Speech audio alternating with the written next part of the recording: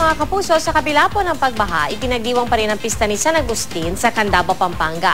Biyaya pangaraw kung ituring ng ilang residente ang baha dahil sa mga nahuli nilang isda na nagmula sa mga umapaw na palaisdaan. May ulat on the spot si Victoria Tulan. Victoria?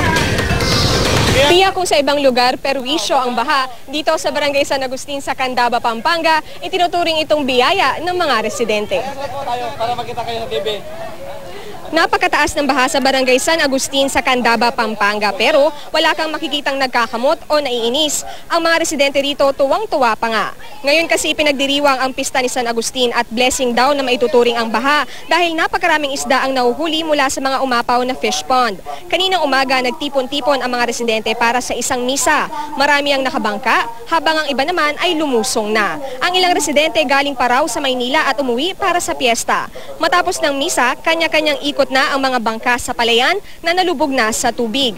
Inikot din sa mga lubog na baryo ang imahe ng santo. Siyempre, hindi nawala ang basaan na siyang tradisyon na raw sa lugar. Ayon sa Kapitan, lagpas sa 4 na tao ang taas ng baha sa pinakamalalim na bahagi ng barangay. Posibleng 1 buwan pa rin daw bago mawala ang tubig.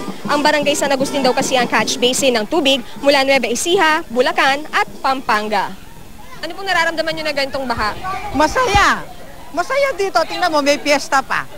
Oo, masaya dito. Bakit po masaya? Pinapasok na yung mga bahay nyo ng tubig? Ay naku, ready kami dito. O, tingnan mo yung mga bata, yung mga matatanda. O, tingnan mo, ready sila. Kaya yung tao nakakapaghanap buhay kahit paano. Kahit sa isda lang pag lumaki ang tubig. Ang pagbaha rito nakahanda kami. Nakahanda kami, bawat bahay, mayroong bangka.